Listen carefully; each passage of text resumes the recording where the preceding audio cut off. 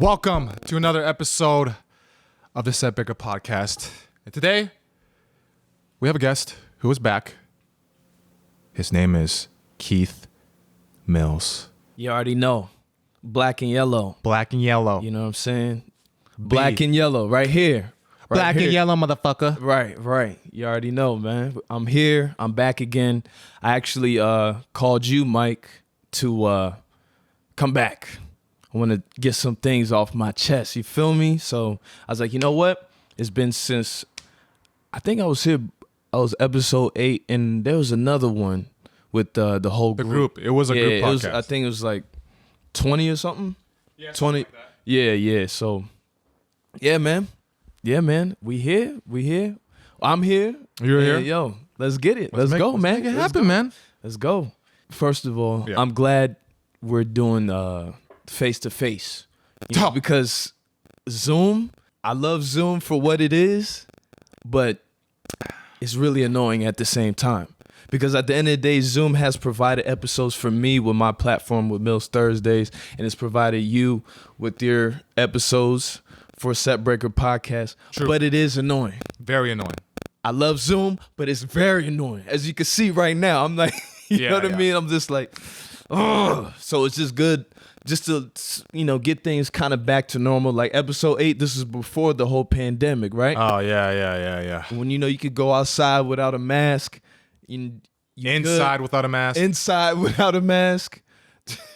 Fuck, man. So, man, how you feel about that when I talked about Zoom, man? Maybe that's why I felt really crazy when you got here too. Because I was already feeling crazy, but I felt crazier because I think it's just like now there's another person that hypes me up, even though you weren't doing anything. But like, I just want to like, I just want to like fist pump the air and then like run and scream and shit. Like I was running yesterday, and then I was listening to Rocky music. Okay. And then I got a little shy. So I waited till nobody was around me, and then I stuck both my fists in the air and cheered as I ran. Yeah. Are you serious? I swear to God, I did it twice. But I waited till nobody was around. What was the accomplishment? No, like, I just felt like doing it. So what I'm trying to do is I'm trying to train myself to go back to doing things like impulse, which is what stand-up helped me do. But then I haven't been doing that, and we've all been secluded from each other. So it's like you're just more in your head. You're not the mind-body connection. It's a lot weaker.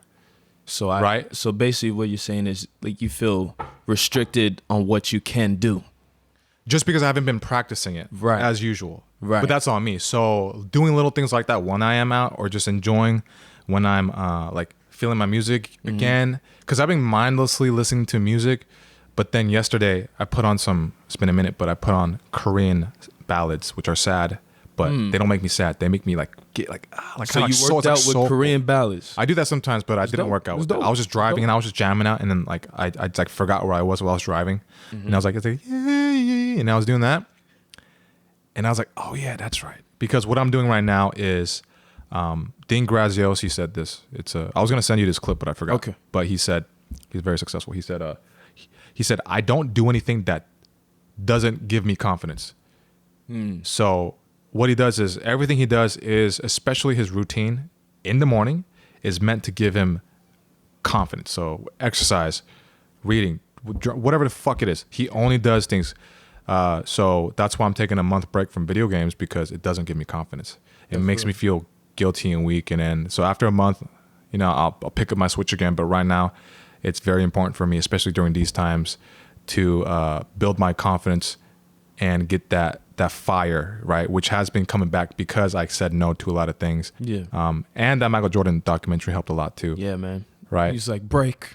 You knew it was real. He's like, look, if they don't want to win and this and that, he said break. And hey, for winners out there with that clip, I'm pretty sure the ones that are watching, or if they haven't watched the doc, it was episode what 6? So 6 or 7. 6 or 7, where he talked about his drive to win, and he basically like, look, if you don't understand it, I understand it. I want to win every day. And we never, me growing up and watching Michael Jordan, I've never seen him cry. Yeah. To be honest. Never. Me neither. Never. So he didn't even really cry. He just said break. He's like, I'm not going to put a tear on screen. Yeah. Because when you see Michael Jordan, that's nobody is flawless in this world. When you're born, with flaws, obviously. Yeah. But we looked at Michael Jordan like he was a god. So when you teared up, I was like, wait, hold up, what? Michael Jordan? You know what I'm saying? But to go back what you're explaining is that passion, man. So you taking a break from the Nintendo Switch, or you putting your fist up in the air. Those things you wanted to do because it's spontaneous. Some things you haven't done in a while. You feel restricted. You feel like things you have to do in an orderly fashion. Where you have to go outside. If you go outside and forget your mask, oh yeah, I'm ordered to do that in my head because people are telling me I have to wear that because if I don't wear my mask, I can't go indoors. You know what I'm saying? So with that whole spontaneous, yay, you just want to live on the edge a little bit. And due to this whole COVID-19 and this pandemic, we have to do things structurally. Conform. Yeah, yes, conform. Listen, yeah, we have listen. to conform. Yeah, Listen. exactly. We got to conform to yeah. things that I'm like, oh. And that's why, again, Zoom is great, but we have to conform to that to get some type of content out. You see what I'm saying? It's great, but it pisses me off at the same time because we can't do shit like this. Yeah, you can't be human. Right. You know what I mean? Yeah. I can't say what up to my dog or stuff like that. Can't even give daps. No. But I mean, we're going to give dap. Yeah. We'll wash our hands after, whatever. It doesn't matter. I think you were trying to give me that fist bump after twice, but I just I do this. I did this to. What? Would you? I want to swear. Because I saw that again. No. You didn't? No. Oh, you weren't trying to finish with that after? No. Oh, that's At the very end? Didn't I do that twice to you? That's the West Coast in you, man. Because I feel like when they give dap like this, and then sometimes you got to finish it off with that. Yeah. East Coast is not. Nah. Okay. East Coast is straight. Because I like that better. Bang. I like that better. I had to adjust to that, to do this, and then boom. Because when I didn't do that, other people were like, yo. Like they're like, yo, you're not done. you think you're better than me, dog? right. I'm just giving you a dap. Who the fuck are you? Huh? Right. They would look at me. I'm like, yo, why are you looking at me strange? And then all of a sudden, hey, I'm getting used to it. I'm still. Sometimes you have to go back. Like you're about to walk off. You walk off like a foot, like 2 feet, and you're like, hold on. And you stick your fist back out. You're like, my bad. And they go, yeah. Thank God. Thank God. Right. It's a thing. It happens. It's a thing. It's real. It's a thing, man. It's fucking real, man. But man, like, one thing that I wanted to bring up to talk to you about. Okay. I wanted to talk to you about, and us. Okay. I know, and we didn't even discuss this beforehand. I was like, you know what? I'm just gonna talk to him. Okay, talk to me, man. Jealousy. Ooh. Jealousy. I get jealous a lot. You do. Yeah. A lot. Remember when I told you I would get jealous of you when we were on set and the girls were just like, look at you? I'm like, what about me? So I got jealous and I was like, what is he doing? So I analyze it and I was like, oh, he just doesn't give a fuck. He just doesn't care. I care. Nah. But I mean, even, but that wasn't like a real because sometimes when I get jealous, it's not healthy. But that one was more like, it's just that was more of like that. Yeah. It's more like, I don't know if that you could say that's jealous, man. Envy. Is that nicer? Does it sound nicer if I say envy? No. Or I don't know. Admiration of that? Who knows? I don't know what the fuck it is. But it could be like, because I still thought it was cool because it's bad when you don't want them to get that. Exactly. You'd be like, yo. I wasn't like, I don't want. Okay, real shit. If you said that, right? Yeah. Then you followed it up by, fuck that guy. Yeah. That's jealousy. But I admitted it to you. Right. That's not like you were asking. No. But I was like, hey man. No, that's I'm like. jealous of you. No, I don't even think that was. To me. No, but I told you that before. Jealousy? That you feel like that was jealous towards me? No, remember I told you that? I said, like, I saw that happen and... Yeah. I'm talking about... What's your thoughts, man? No, I'm talking more of like, when you're doing something... Oh... You know what I'm saying? Or it could be hate. And they hate. This is straight hate. This is not like you're that example. Yeah. That's fine. Yeah, that wasn't hating. No, that's just more. Yeah, that's why I said if you followed up with jealousy and then came up with, I hate that fucking guy. Yeah. Oh yeah, that's jealousy right there. And I wish the worst for him. Why is he getting all that shit? It's like this. If you're looking at something, why is he getting all that shit? Then, oh yeah, that's for real hating. But you're like, yo, he's getting that shit. Let me figure out. Let me talk to him. That's cool. That's cool. But for instance, like you have this platform. They used to see what you were, right? Back then in high school or something. And they always keep you in that box. But now they see you with your platform, your platforms, the podcast, the Instagram, the YouTube, and last but not least, the TikTok, where you have hundreds of thousands of followers. Now let me ask you. I'm gonna put you on the spot, man. Put me on the spot. The ones that you considered a friend, have they shown themselves with your new platform? Have they gained support from you? Have you seen support? Have they given support to me? Yeah, have they given you support during this time? No. Even the ones that I tried to help before that I would bring onto the team, and no. And I was thinking about that lately, especially what we were talking about, but just more, even before that, I was just thinking like, these fuckers were always jealous of me. Mm-hmm. And you know this because you see it in their patterns. Now, I don't need to go into details because all of you that are listening also know there's a certain pattern that each person you know has and how they interact with you, even on social media, in person, social media, over the phone, texting, when they hit you up, what they hit you up about. Mm-hmm.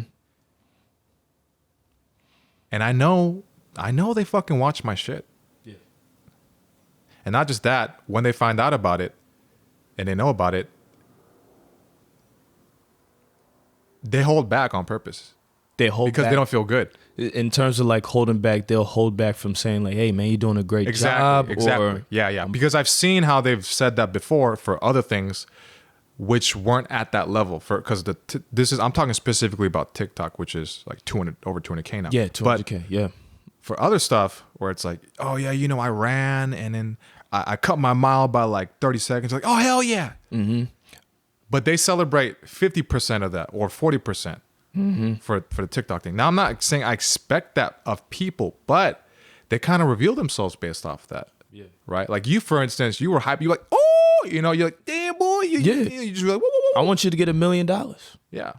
I want you to get 1 million followers. And $1 million, please. I Yes. I was like, don't take that first part back. No. Let's do both. I said $1 million and then okay, $1 million. good. I want you better not take back that first one. Okay. I want you to get everything. And I say that sincerely.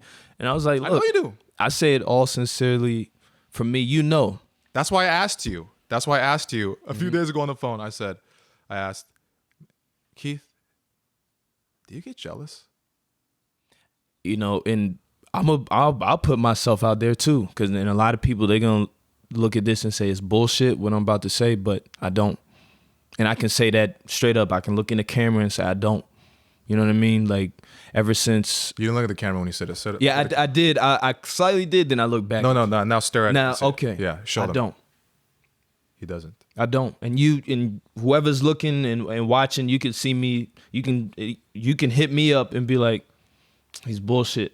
I'll show you. Like, no, I don't. Because it's crazy. I told you, I remember when my brother was born. Mm. And we're 3 years apart. That's crazy.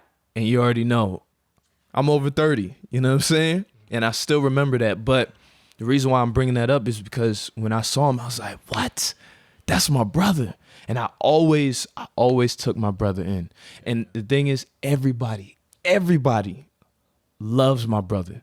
They'll show more love to them than me. But I never looked at it like, fuck that guy. Or like some Cain and Abel shit, where you'll see like other TV shows where they'll look at their younger brother and like, dork, like those stupid Disney or Nickelodeon, like, what a dork, and they'll push their little brother away. Yeah. I never did that, man. I would always, like, even when we're 3 years apart, I would always bring him to parties. You know what I'm saying? I'm like, Kevin, you could do this, man. make sure you do it. So I'll always put myself first. Like if I do something and I do it wrong, I'll make sure that my brother knows what not to do if he goes to that particular situation where I did something wrong. So it's kind of like I put myself in that sacrificial position so that somebody could get better. You see what I'm saying? So I feel like in my dad, I asked my dad, I even asked my father, I was like, have you ever seen, was I ever jealous of like my brother? No. He'd say no, never. So when I come back and I see the success that you have, dog, it's beautiful, man. It's beautiful. You deserve it because of what you've been through, first of all. And real shit, what we've gone through and what you're doing right now to even continue to doing what you do, that's a blessing, man. And how can I hate off that? How? When I know your story, and I'm pretty sure I haven't even known you a whole year yet. Think about that. But I know your story. Mm-hmm. So the people that know your story and still hate, what does that mean? How can somebody know your story? You're doing well. You came from shit. Let's be real. I came from shit. You know what I mean? You came from the bottom and now you're making it. You're blossoming. You're glowing. How could somebody that has known your story, how can they hate on the glow that you're getting now? That's the thing I don't understand. Real shit. How? How can you be jealous of that? So when that happens, you start, and I'm pretty sure you already do it. You've been doing it. You see how people are talking. You're like, okay, all right, he's doing a little bit of that. I got to cancel him. I'm actually doing that right now. I don't even have the big platform like you do, but I'm already eliminating the ones that are already showing that type of bullshit. You see what I'm saying? Like if they hating on my shit, it's over. If they jealous of my shit, it's over. You doing this is hard for other people to even have this, to even do this. People are hesitant to even buy mics and just talk face to face or just talk on Zoom or just have a schedule or just stop playing the Switch. People can't. People are so conditioned just to be stuck and do this and look at another one. I can't stand them. And that's sadly, I wish they weren't doing this to you, but they're doing it to you. Fucking pussies. Y'all pussies. Real shit. That whole jealousy thing, jealousy is energy. It's like a big ball of energy, right? Let's start it. Energy that's everywhere. A big ball of blank energy, you could use that for what? You're telling me you're going to use your energy for jealousy and you're going to get mad about somebody else? And you're going to get mad about someone when you could use just a ball of energy and you could use it to love yourself and actually say, you know what? Mike is doing this, so I could do it too. Hey, Mike, man, I really love what you're doing. You got over 200,000 followers. How do you do that? How? That's the energy that people get away from. They don't show the love. You know what I mean? You're the reason why I have Meals Thursdays, and I would say that gladly. I would say that, and I said that on the second episode of Meals Thursdays on my YouTube. Thank you for that. Yeah, I thank you because I know that you need to be appreciated with real things like that. It's not that you need it, but it's good that you hear it. It's nice. It's nice. You have I don't to expect it. You didn't expect it. And I didn't tell you. Yeah. I didn't tell you beforehand, but I was like, you're the reason. You always told me like, yo, bro, you got this. And even after that, you haven't hated. Not once. On my shit. I haven't hated once on your shit. I remember when you had TikTok at 3,000, I was like, damn. This motherfucker's blowing up. And that was like in March. It was March. It was the end of March. It was March 28th. It was like 3,000. Yeah, 5,000 was March 28th. See? Yeah. And you were at that time, I was like, damn. I was like, oh, 5,000. Let's go, man. Dog, this shit's going up. I remember it was going up from like 5 to 10 to 15 to 20. I was like, this motherfucker. Then when that shit hit 150K, I was like, dog, you deserve it. You deserve it. You did? Yes. Yeah. And I had to because, and I'm not saying this like, oh, yo, he's got the thing where I'm a use his platform so I could get better. No, this ain't about using this, actually appreciating what he's done. You know what I mean? Well, you were already saying shit like that before I even started that. You were saying that for my stand-up. even back then with that, you were still like, yo, I believe in you. You got the it factor. He was like, you're like, you got that sex appeal, man. You don't know, but you got it. I'm like, do I really? I got bashful. I'm like, no, do I really? You got it. Yeah. Do I really? When I said that, it's real. You got it. But you know what's when funny? you came through with that suit, I was like, that's my brother. Now I 100% believe it. So thank you for that. We're brothers. Especially once I shaved my head. And you know, and all that crazy? attention on from some real shit. On some real shit. I could tell you that because you're my brother. Yeah. Other people wouldn't even they'll be like, damn. They couldn't even talk like that because I knew you had it. Yeah. I knew you had it. I knew you. Just as you say, yo, how do you get the ladies or the ladies are around you? I'm like, yo, I don't do shit. I was like, dog, you have that too. That's right. I did ask that. Yeah. I was like, because I want to know. See, that's also how you know when, even if there's a level of envy, it's not from like a bad place. It's like maybe more leaning towards admiration or something. Yeah. Yeah, admiration. That's better. Because I was trying to figure out like, what the fuck are you doing, man? Like, what do you do? But I want that. but obviously my baby who is watching, she knows. Lovely fiance. Yes. He wasn't doing anything at all. They would just be exactly. gawking and like, oh. Yeah. Oh, like that. You gotta, of course, you know what I mean? Just clarifying. Yeah. But yeah. I was like, you got that too. You know, but I don't know, man. That jealousy thing, it really. See, your jealousy is somewhat innocent, man. It's just more like, dang, all right, I could do that too. I think that's just what it is. I don't even think it's jealousy, dog. To be honest with you. Maybe there's a better word. Yeah, maybe you're inspired. You don't get mad. No, it's still a mix. It's a little of envy. bit. Yeah. Because I don't want to deny that. Okay. Because if it wasn't, then I wouldn't be like I was like what? Like what is he doing? Right. But you could argue that for the other side too. So who knows? I don't fucking know. I don't know. So honestly, instead of me getting jealous, I'll look at somebody who's already made it. I'll be like, all right, bet. I'm inspired. When I look at Michael Jordan, I'm like, bet. I'm inspired. When I look at the top actors now, bet. I'm inspired. But obviously, there's a journey of going through it, and I think that's why people are so quick to hate, because they know they have to go through a journey to get to that goal. Yeah. You know what I mean? And that journey is hell. The journey is hell. There's a bunch of no's, and people can't accept not one no. I've been turned down a lot last year. All these no's. But I still go with my acting. Is that gonna stop me from doing what I have to do? No. And I'm saying no, because I know what I want. Anybody who's in my position, I promise you they couldn't go through the shit that I've gone through, man. And I'm pretty sure that's the same thing with you, because you had to drive. You told me, and I'm going to bring it back. You told me, yo, do the stand-up. You're like, dog, I've done over 300 open mics. I was like, you got to be kidding me. That is crazy. That's crazy. And that's the journey that people can't do. That's why they're so easy to hate. Yeah. So instead of I admired that. I wasn't jealous of that. I was like, I respect it.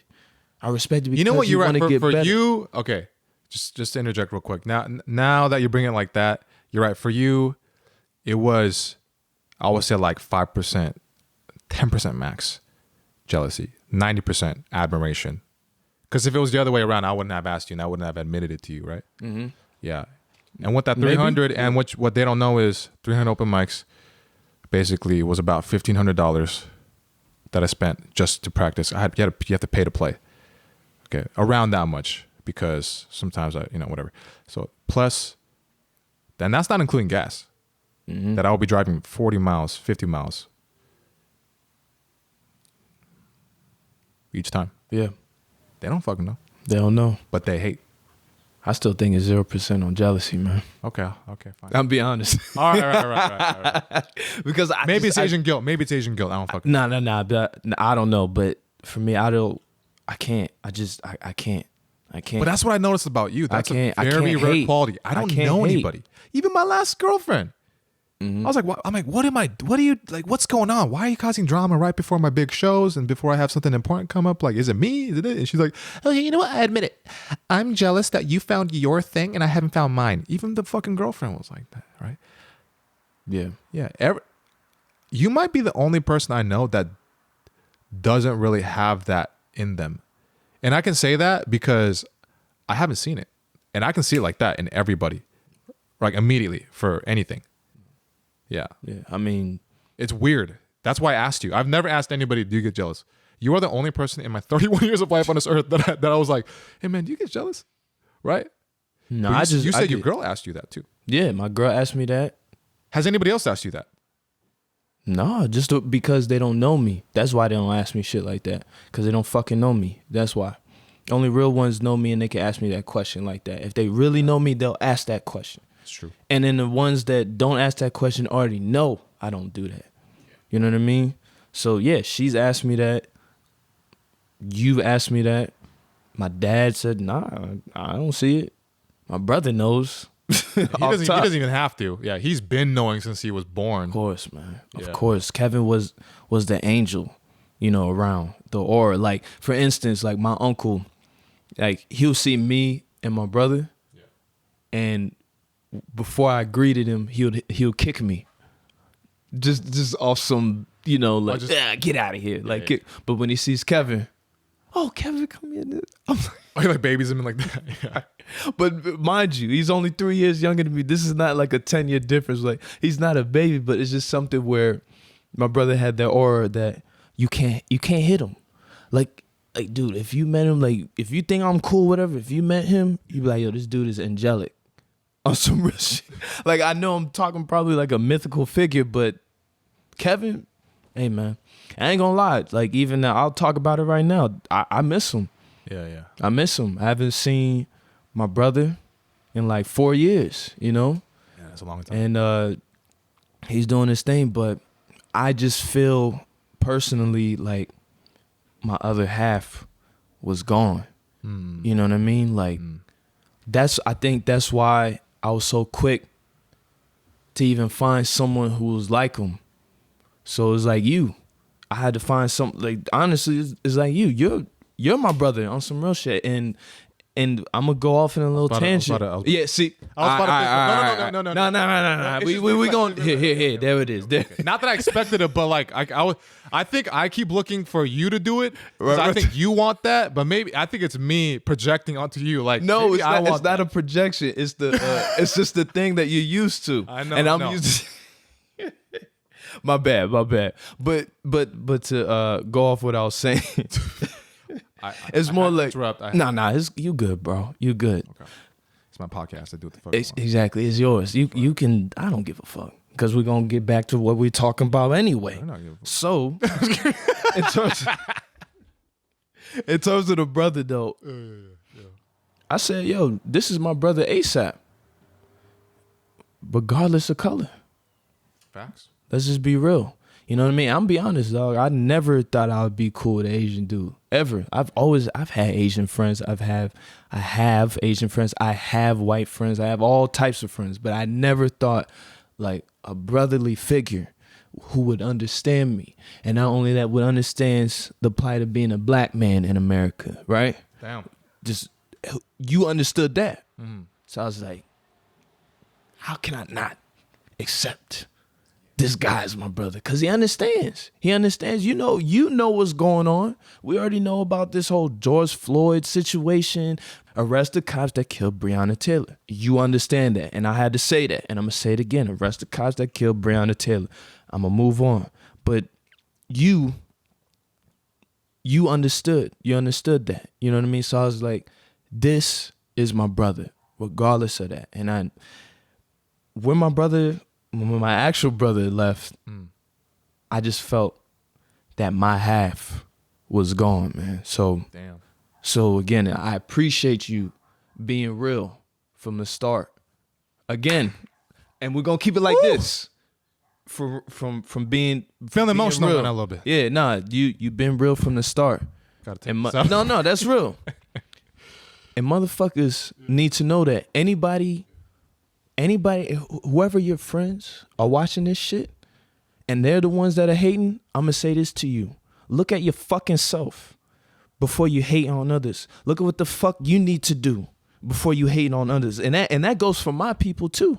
That goes for my people at home too. You know what I mean? You couldn't do what I'm doing. And I'm gonna talk my shit. You couldn't do what I'm doing when I had to drive cross country to Cali to do what I gotta do. You leaving your stable, leaving job my behind. no, not even. I didn't even leave it. I got laid off. You feel me? You could have still looked for a similar job. I could have, but I said fuck that. I'm not working for that. Which was shit. finance. It was finance. Yeah. But I said no. Don't get mad and don't expect that. See, the thing is that when you decide to go to the content route, they look. This is real. They look for. No, it's just a smile you made. Hey, because I'm getting in. Yeah, I know. When you go to the content route, yeah, they look for immediate results. So, with knowing that, when I came out here, I almost been out for 3 years. I was like, damn. I took their insecurities on what and projecting it onto myself. You see what I'm saying? So I was like, okay, I've been out for 3 years. I need to be a superstar immediately. So I'll put myself through these pains because I think that's what they're saying about me. Oh, you ain't doing shit. That's the type of, that's what I'll get. That's how I feel. I'll get, oh, you ain't doing shit out there. You just out here, be out here. No, that's not the case. And I took that insecurity and I gave myself migraines. You know what I mean? I gave myself migraines, but at the end of the day, now I've come to peace with that. I know what I want to do with my life. And honestly, I don't care how long it's going to take me. And just to say that is probably one of the most difficult things I had to grasp it with the time that I've been here. And I was like, you know what? I don't care how long it's going to take. If it has to take 5 years, so be it. But this is my mission. You see what I'm saying? This is my mission. You have a mission. A lot of people can't say that. And they get mad. A lot of people can't say that. A lot of people can't even do this. How they're talking, they can't express themselves. I have a problem. I legit have a problem, man. I legit have a problem with this whole society and how people think and just hate. All that racist shit. Same thing. Racist shit. To me, even to you. Even to other shit. Even to themselves. I hate that shit. Man, I remember I was delivering an order, man. I couldn't even get in there because I saw a Karen get mad. I was like, bitch, you see me? I didn't say bitch, but I should have. But if I said bitch, I'm getting attacked. Motherfucker, I don't feel safe. Yeah, you see me with a bag of food.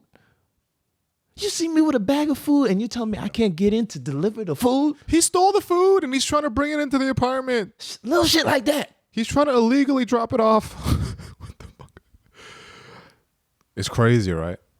That's just crazy. And then this whole, you know what I thought with this pandemic? I thought people were going to sit down, right? And get into their thoughts. And learn and progress. But that has not been the case because the same bullshit is going on. What did you just say you were doing right now through this pandemic? You've gone a little crazy, but you're like, you know what? I'm going to go spontaneous. I'm going to do this shit. I don't care. People are not going to look, but you know what? I'm going to get in my thoughts. No, real talk. I'm going to wait till nobody's around. Right. I'm going to wait till nobody's around. I'm going to put my hands up in the air just like good. Rocky. Yeah, it still felt fucking good. Exactly, because you're aware of what you need to do and then to progress. And then I did a half-assed one when I got to the street with cars. It doesn't matter. But I still did it, but it still felt good. It doesn't matter because I'm saying through this pandemic. Oh, yeah, true. Through this pandemic, people have gotten worse. I feel it, and I do understand it. I do understand it. People are getting depressed because they can't go outside, or the norm is not the norm anymore. Little things like not wearing a mask. We see those Karens out there. Yeah. It's not even the Karens. We got other people too. The men, Richards, the whatever, Richards, Kevins, whatever. It could, you know what I mean? It's I like them. saying Richard more. Richard, they're getting mad that, with the whole mask thing. So it's going crazy. But you yourself, you're like, you know what? Yes, the pandemic is bothering me, but you know what? Let me get into my thoughts. Let me get maybe, I'm not saying this has happened, but let me maybe get depressed for a little bit and then progress after that. And I thought through this pandemic, people would progress themselves. You were hoping. I was not even thought. Thank you. I was hoping that people could just be like, you know what? Maybe I need to tone down. For example, maybe I need to tone down the racism a little bit. You know what I mean? Maybe, you know what I'm saying? No. I thought you were gonna say masturbation. Okay, fine. That too. Whatever. And that. Both those. No, Both really of though. But those, masturbation does lead to depression and anxiety. Actually, all of it. All of whatever, it. whatever, all the above. All the above. Whatever. But you know what's crazy? It takes a real person to see that there's something wrong with them. And the people who continue to do things like that, you already know they're not looking to themselves. They're already looking at their custom. You know what I mean? And their custom sometimes is not correct. You see what I'm saying? But that's what they're used to. Like if they kill somebody, that's their custom. Obviously, we know that's wrong, but they're just used to that. They're used to depression. They're used to hating. But that, like I said, that ball of energy is blank. You could use that for something else. Love. I was hoping for that. But things have gone worse through this pandemic. I wish that people would just sit down in their bullshit, in their thoughts, and be better. But man, that's wishful thinking, right? But all I can do is hope that my brother can be better. He got the weights. He can do better. I hope that my brother, wherever he's at right now, I ain't gonna say where he's at, that he does better. My dad, that he does better, not get stuck in his custom ways that, you know, you have to be aware of yourself. But man, I'm going off in a tangent. I appreciate you letting me talk like this. I'm gonna let you talk, but I'm gonna say some more shit too, man. I'm gonna I'm just going. I ain't gonna lie, man. But through everything I said, like, how do you feel about that, man?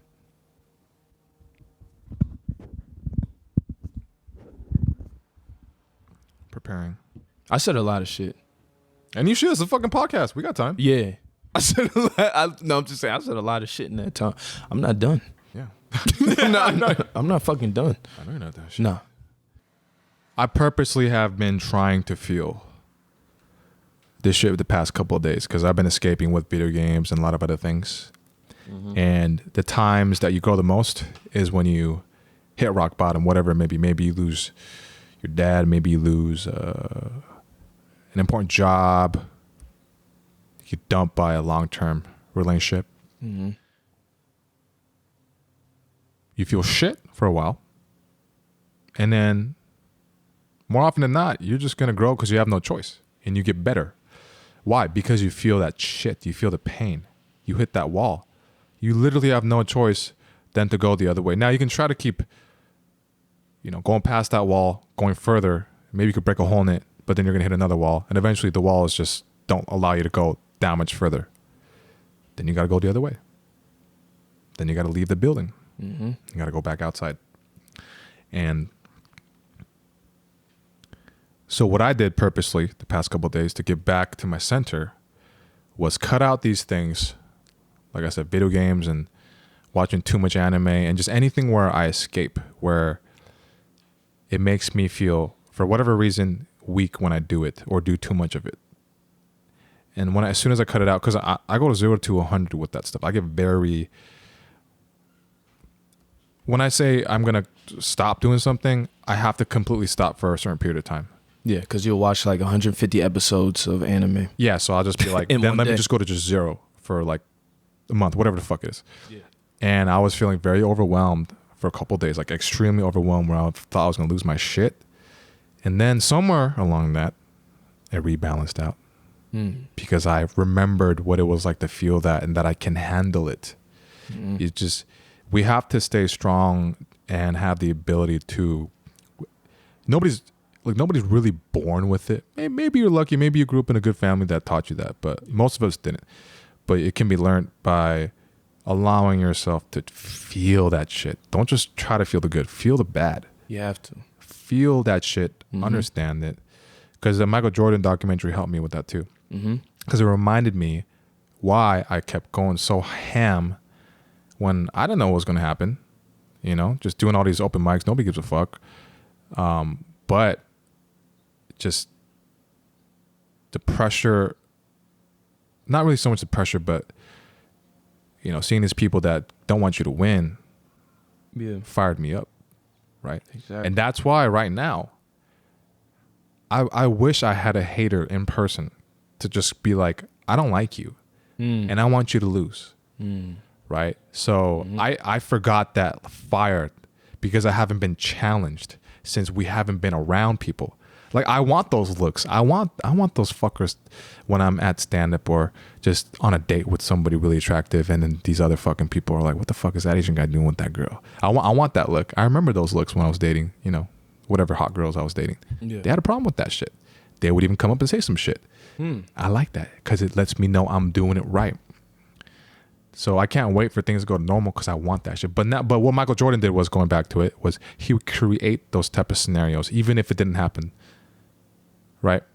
So I'm not saying I'm like making things up now, but I'm reminding myself of, going back to your example, the topic that you brought up of who congratulated you. They don't. They see my shit, but they'd rather watch and hate than celebrate. Or watch and not say anything. Which is still hating. Exactly. Yeah. Because I'm not expecting congratulations all the time, but, you know, then you get once in a while the obligatory, oh yeah, you know, you're doing good stuff. Whatever you're going through. This is, I also do this. And you've seen it actually. So if I have a bad day, I project it onto others. That's one thing I have to, and that's one thing I hate to do. And that's one thing I have to work on. Just because I feel down, I don't want the other person to feel that as well. Like, you know what? How about I try to make myself better in that moment? You know what I mean? It's not fake, but at the same time, I just don't want another person to feel that pain that I'm feeling. You know what I mean? And maybe during that time, what I need to do as well is to express myself in that situation if I'm feeling down. So anybody, for this example, if you're feeling like that, if you feel like you're congratulating or whatever you're doing this with to somebody else, just make sure you can express yourself a little bit. Hey man, I'm down right now, but Mike, I just want to tell you on some real shit, even though I'm down, keep on doing what you're doing, man. I'm proud of you. I'm gonna get out of my own bullshit, but I just want to let you know that. And that shows you're like who you are. Because somebody else could have taken that and be like, oh, what the fuck? Like fuck this guy. Like, oh, this guy's against me or some shit. Right. Or man, I gotta be funnier than Mike because man, he's doing this. Like, just imagine. Do you know how many people have done that? Like even a friend I cut out that I knew for like almost like 18 years. Anytime people would start to laugh at things I would say in a group setting, he would just come in and be as loud as he could and say some stupid shit that people wouldn't laugh at because he needed that attention. I wasn't trying to get that attention. It just fucking happened. It's just natural, see? Yeah. But people don't like that. And that's what people don't like about you as well. No. And fuck you. What did I do? Not you, but fuck them. Like real shit. Yeah. Fuck you. You know what I'm saying? Yeah. And we talked about it earlier beforehand, like on some real shit though. I feel like punching somebody in the face. Maybe. Yeah, not you. Because you're my brother. But because that would hurt. I ain't gonna lie, I do. Just because I bent up so many. Like, I'm gonna be real here, bro. The reason why I want to punch somebody is because I've been shunned all my life. Oh, okay. Compound effect. Shunned, bro. If I say something, they'll be like, you sure you went through that? Just as we talked beforehand, remember? Gaslighting. Then a dismissal. Yeah. Hey, yo, you sure you did that? I'm like, yeah, dog, I'm sure I did that. Whatever I said, they let it go. You know what I mean? And the thing is, as a young kid, and it's crazy, even after my mom passed, I was still expressive. I would tell these people things like, oh, this is how I'm feeling. And you know what's even sad? No one understood me. Nobody. So everyone would say I'm crazy. My family members, man. My stepmom. My dad. I'm going to call these people out and I want them to see this shit. You feel me? Even my brother, my sister, my cousins, my uncles, my aunts, they would look at me And they'll say, nah, man, he's just like his other cousins. You know, he's gonna go to jail. He's always fighting. He's just fighting for no reason. And now when time goes on, they start to see why I was the guy that tried to say those things, but they didn't listen. I was like, hey guys, this is what's happening. They're like, man, he's just mad all the time. And that's not the case. Yeah. Because I didn't get listened to, then of course you're gonna get upset. And it's not like I can't speak English. Y'all hear me. You know what I'm saying? Y'all hear me. And y'all doing that. So when that happened, when I felt shunned through my family, even my friends, then I became even less expressive. I couldn't express myself fully. So even now, that's happened to me now. That's happening with me now. Like I can't even talk to my own father like that. You know what I mean? I don't know. Cause he would tell me, oh man, you saying too much. You saying too much on Facebook. Cause I'm a poet. You know, a rapper, poet. I rapped a little bit. Obviously, that didn't work. Duh. It's all good. No, you're good. I'm still good. I heard that. I'm still good. And I'm a poet first. So I became a poet because of what happened with, my mom. I needed to escape. And the person that helped me was Tupac. Because Tupac was a poet. He was. And he was, yeah. And I'm going to say is because he's still here. You know, he still lives through me, you, everybody. That's just how I feel. His influence is too strong. Yep. Tupac was the reason why I even went to rapping for the time, or even acting. I give him that. But the poetry, I would write that, and I'll put certain things on Facebook, and my dad would be like, yo, don't say too much. What's wrong with you? Why are you saying that? Why are you saying this? Instead of saying, Keith, okay, I understand where you're coming from. Okay, you're saying this.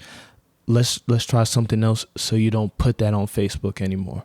It was always chastising. You see what I'm saying? Like if I see you doing something, if you like go off on Instagram one time, right?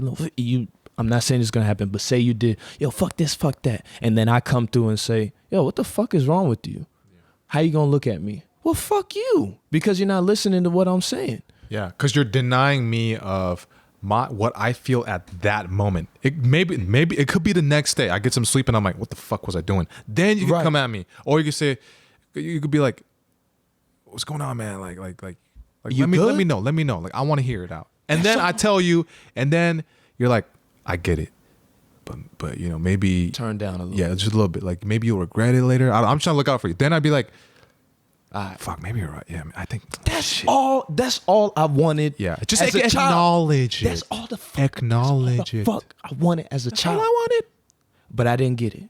Yeah, and that shit. Not even just the family. I remember there was one time where I said some things where there's a point where even at the age of 10, I wanted to commit suicide. I wanted to. I remember getting the knife in the kitchen, looking at myself. I don't know what stopped me. Maybe it was my mom who stopped me during that time, but I didn't go through it. And there's been other situations where I was like, you know what? I just want to end it. I've been that open, and I've been that open. It wasn't cool. Now it's cool to be open and talk about that shit. But when you couldn't talk about that shit 10 to 15 years ago. Nope. And I remember I was telling this girl, I was rocking with this girl. I remember her name and everything. I ain't even gonna say her name because she's some bullshit. She's a piece of shit anyway. Fuck her. You know what I mean? Yeah. But it is what it is. Because I got my lady right now, but and she's real. You already know. You met her and you love her. I love her. She's excellent. Very awesome. But this one girl, I remember I told her, I was being straight up. I was like, man, there's one point where I thought I could have that dialogue with her. I was like, man, there's one point where I wanted to commit suicide. And she was like, the first thing she said after this, not even a damn dog, okay, I feel you. Like, damn, what made you feel like that? The first thing she said after, and she looked at me crazy. She was like, you don't need to be an open book like that. That's crazy. Just imagine if I wasn't strong with myself, I would have committed suicide right after. Dude, straight up. And people do that. You hear situations where the girl, I don't know what situation it was, but I think she's in jail. She told that dude, commit suicide. Yeah, do it. She supported it. Yeah, she was like, do it. And you know what she did? She supported that shit. Yeah.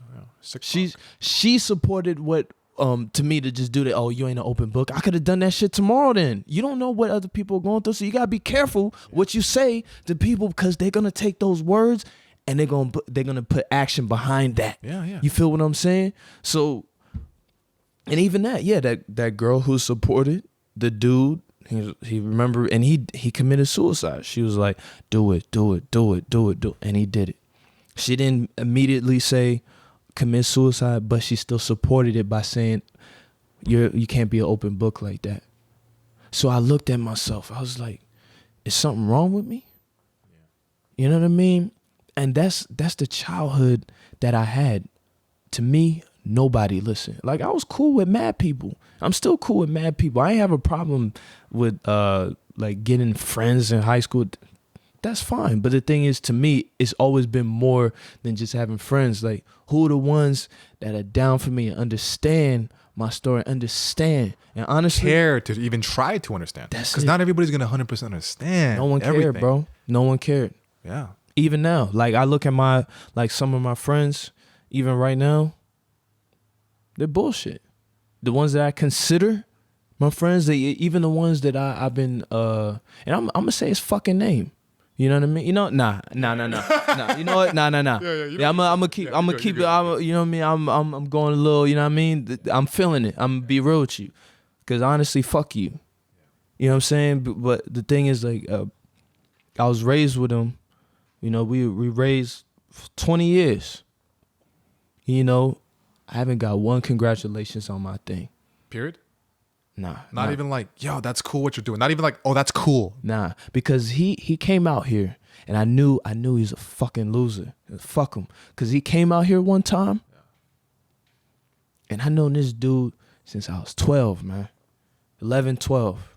Always went to his house, and this is after my mom died. So when he came out here, this is how close we were. Well, I thought when he came out here, he didn't even hit me up. He didn't even say what up. Like, before the recording, you heard one of my boys, he hit me up. He was like, yo, I'm out here. I bet. You know what I'm saying? Even if I don't see you, at least get that courtesy call, because I known you since we're kids, bro.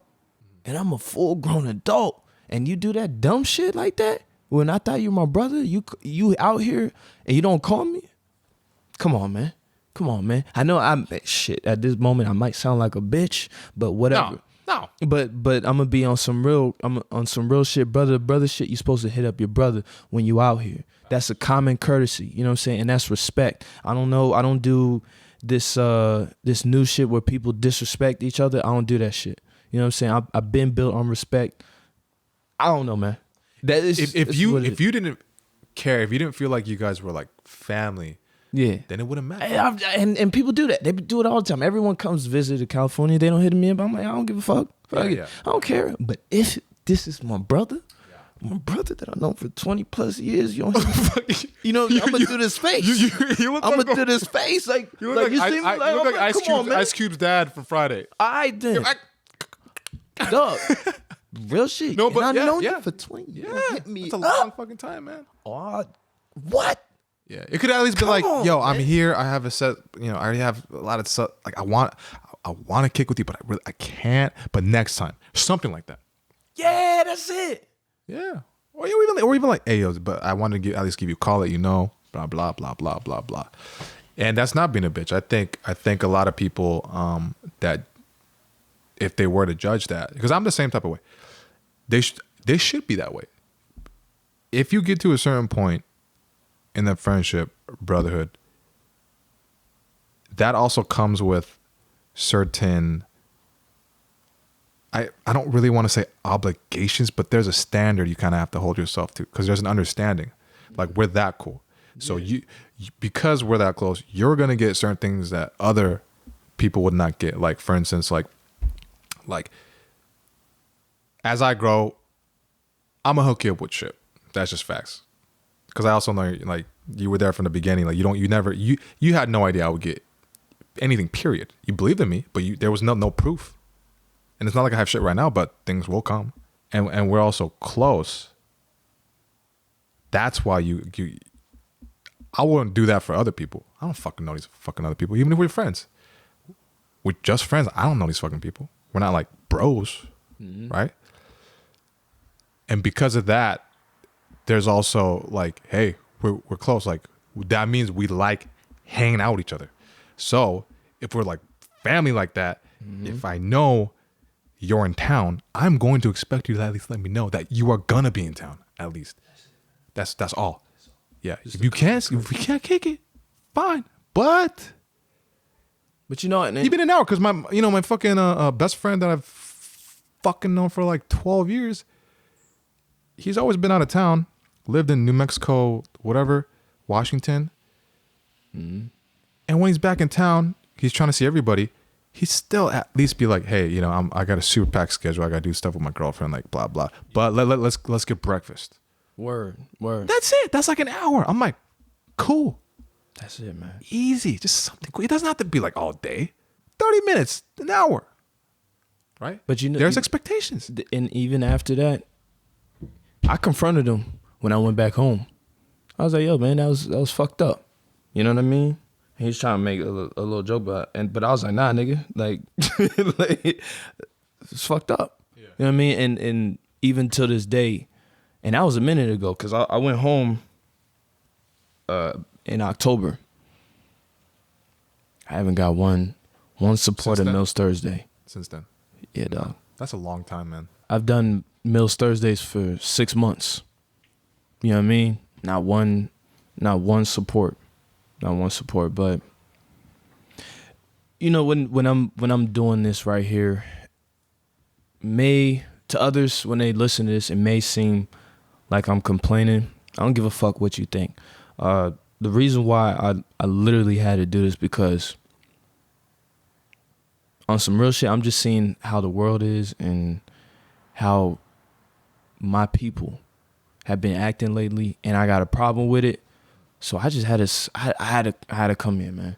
You know what I mean? I had to get away from hosting just a bit and just to speak my peace of mind, because people need that. They need somebody who has an ear, a real ear, you know what I'm saying, that and listen to and listen to what the struggles of what anybody else is going through. So again, I appreciate this platform that you have for everybody else, who's real. And you've had those clips where I look at that and I'm like, damn.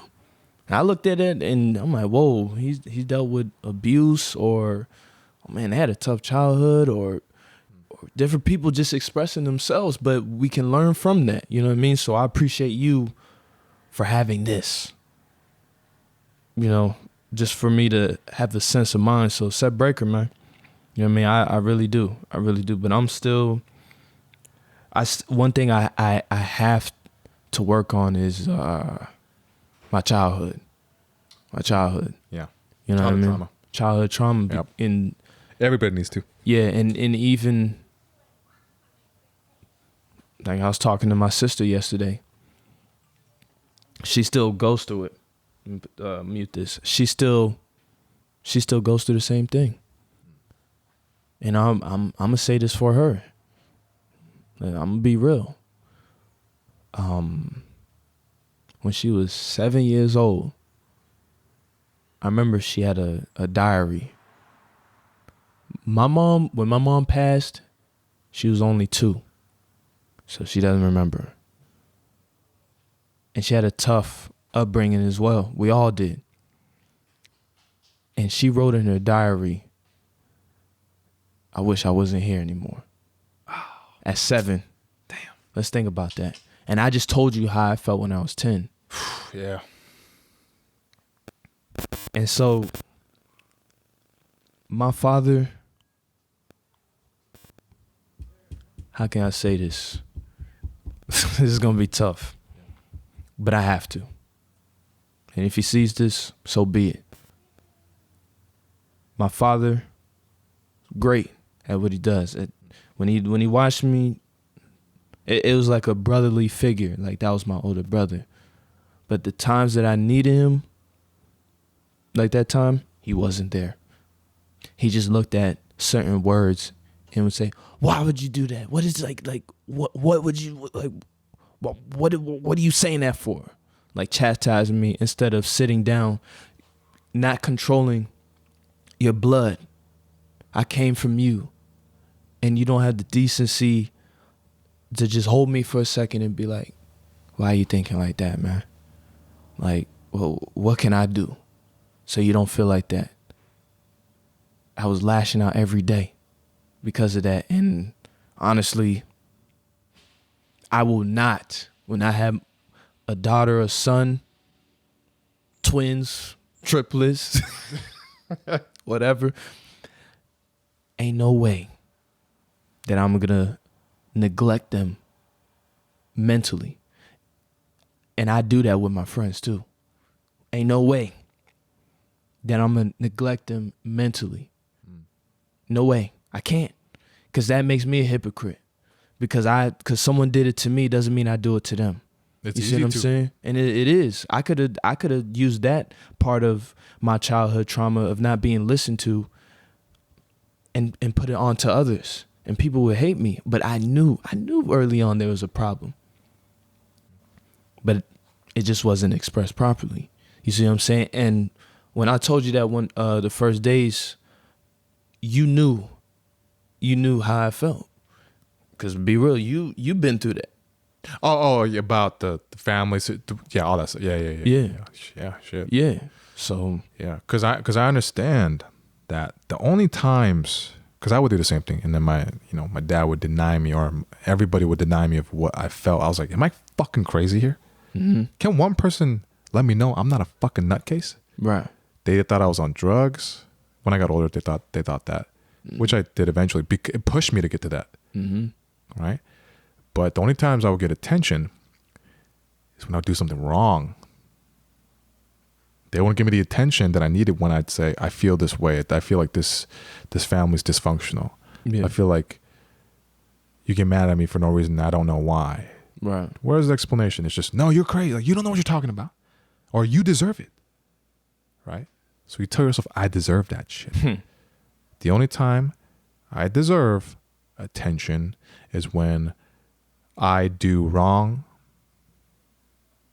or I create some kind of trouble. Yep.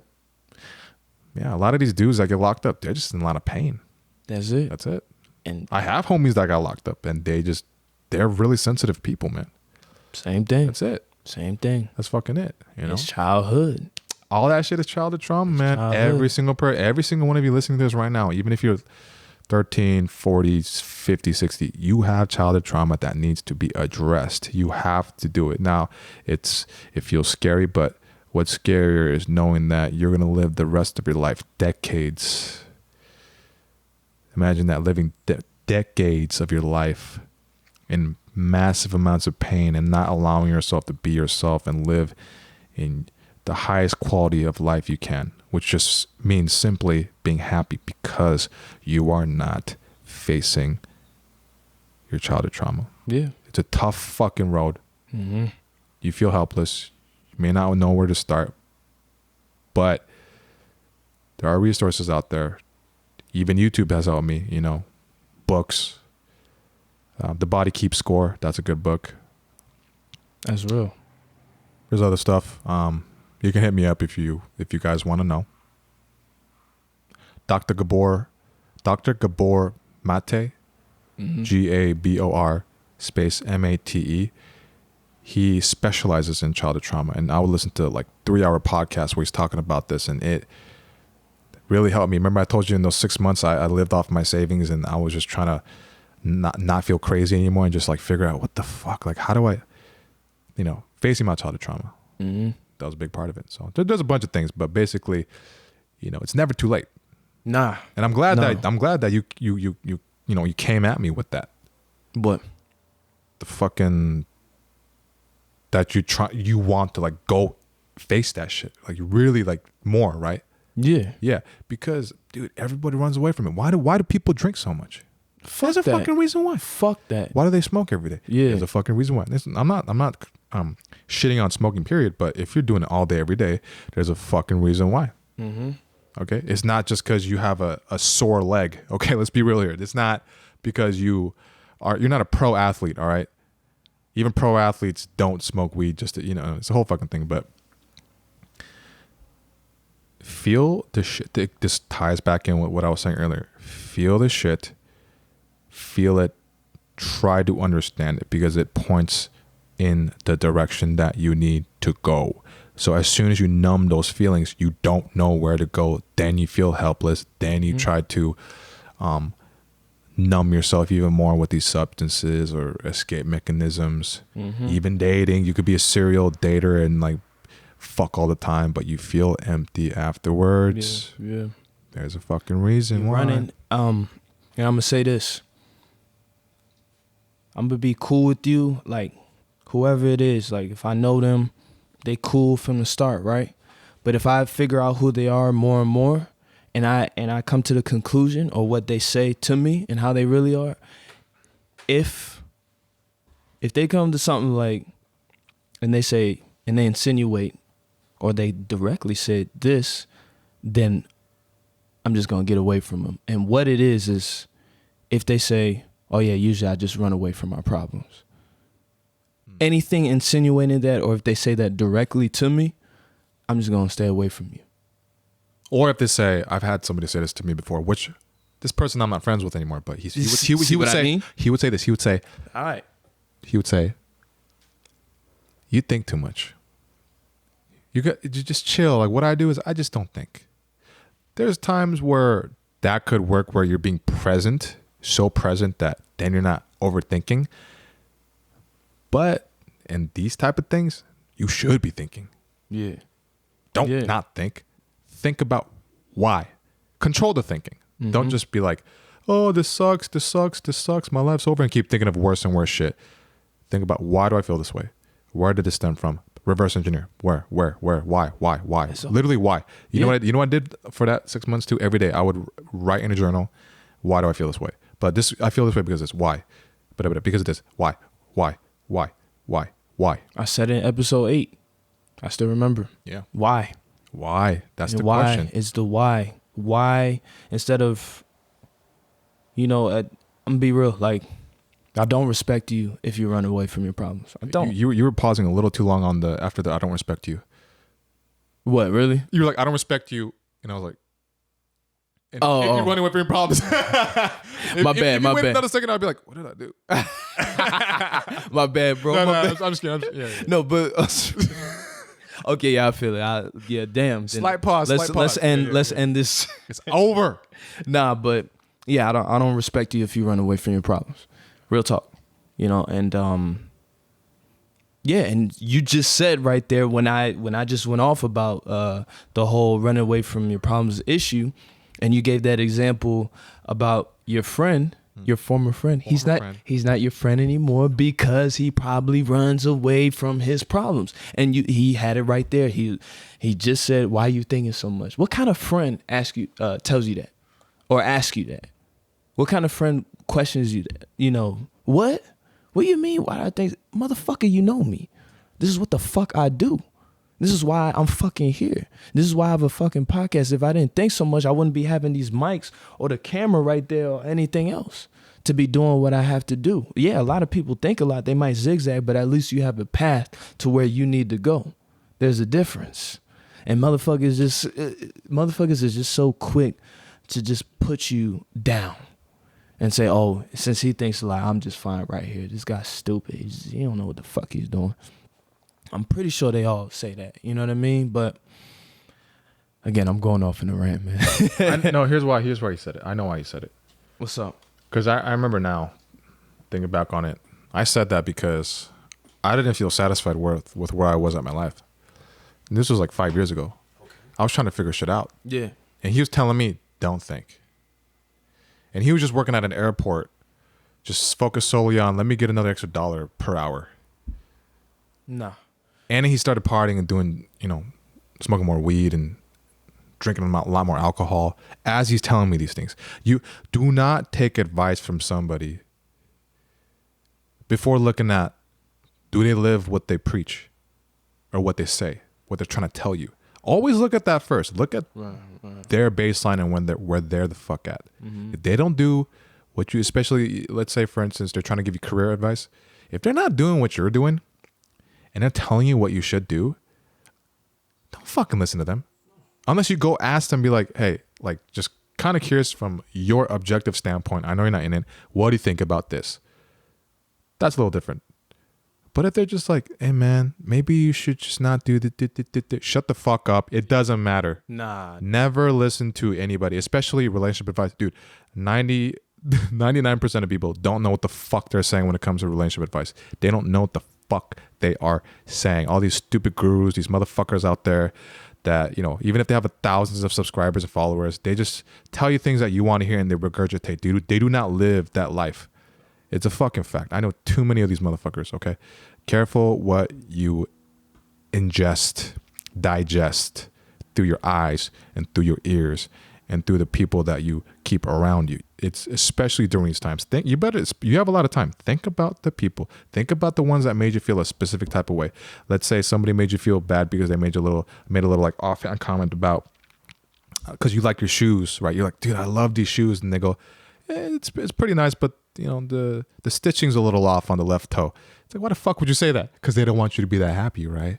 But if they say, hey, you know, I noticed that you haven't been maybe, you know, running every day like you said you were going to run. Have you been doing? You haven't been? Well, I think you should. I think it's good to do it every day.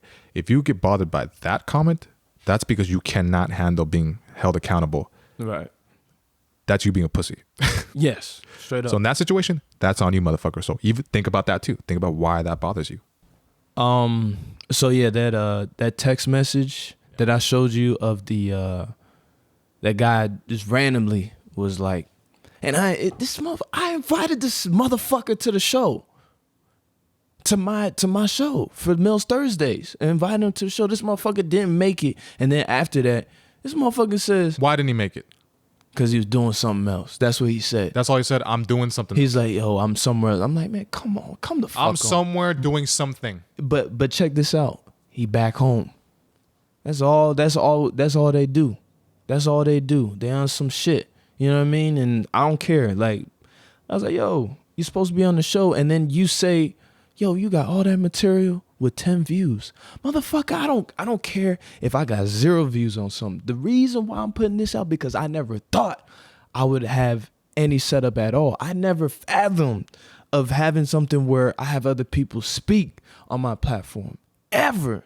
So I was like, I don't give a fuck. And somebody could dislike my shit 500 times, but dog, I'm literally, yeah, it'll bother me. That would bother me. Yeah. That It'll bother me too. That bothered me. But you know where I'm coming from. It's more like, dog, I don't care. At least I'm doing something. I'm trying to better myself. I don't want to be conformed in this lifestyle of just having the job and then the big picket house, big fence, whatever the fuck, just that.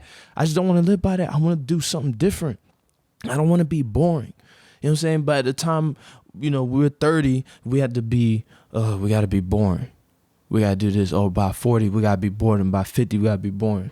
No, I'm going to be useful for the rest of my life. So when he came through with shit like that, yeah, damn right I got all that shit. And it might have 10 views, so the fuck what? What the fuck, man? Like that's the type of support that I'm talking about. You know what I mean? Like, bro, and you didn't even come on my show, bro, and you gonna say some shit and like that? And then he says that. What the fuck? What the fuck? Come on, man. What the fuck? Like, dude, that's the shit. Like, I'm pretty sure other people go through that shit, but that's the shit that I'm talking about. No support. I have not had that. And again, it might seem like I'm complaining, but motherfucker, this is real. This is real talk. Motherfucker, these people commit suicide off shit like this. Just off little shit like that. You remember that fucking news where that guy had a negative 700,000 balance on his Acorn account, Robinhood. What is that? It's a tax thing where you can invest. It's a platform where you can invest on his app. Actual money was actual money is negative 700,000, and this motherfucker the next day committed suicide. That's how easy people commit suicide. True. Okay. Sometimes people just give up. People give up too easy. Let's go here. Let's talk about suicide. Let's talk about it. I felt I was there at 10. My outlet at that time. And it's hard for other people to find that outlet. But they need to dig deep within themselves because they know they're worth it. They know they have their loved ones. Do not feel that people do not love you. Though everything that I'm saying right now, it does seem that people didn't love me from the start, but there are people that love you. In this case, the reason why I did not commit suicide is because I had belief. And other people they're different. I have belief in God, but in this moment, I didn't want my mom to see me do that. You know what I mean? And even thinking about it, at that time, I had my family, my friends, and all that. Whatever you're going through, the best way you could deal with that is express yourself to somebody. Or if you can't express yourself, write it down. Write it down. Take that piece of paper out. Whoever feels suicidal right now, take a piece of paper out. Write it down and look at it and say, I can't do this today. I can't. That's what saved my life. That saved my life. A piece of paper to rhyme on. Poetry. Yo, my dad hates me. Or something he can't relate to me. You know what I'm saying? I'm just rhyming right there, but this is real. I had suicidal thoughts, and I remember when I was 14 in English class, we'd always write about my thoughts, and I always reverted to depression.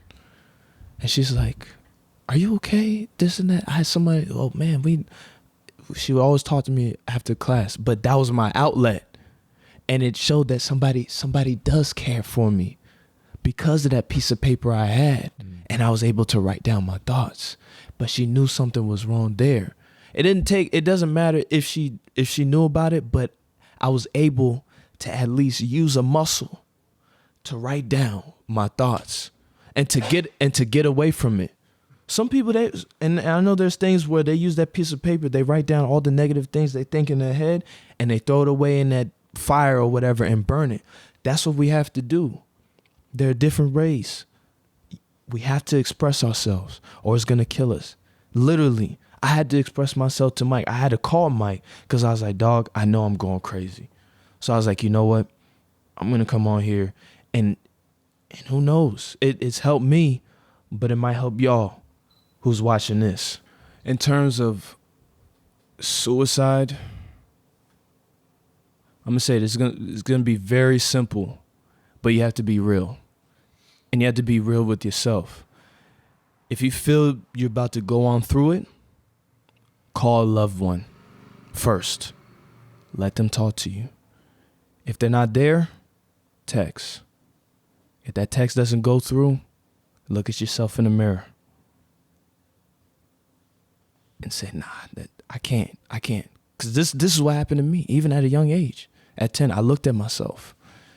I said, nah, no.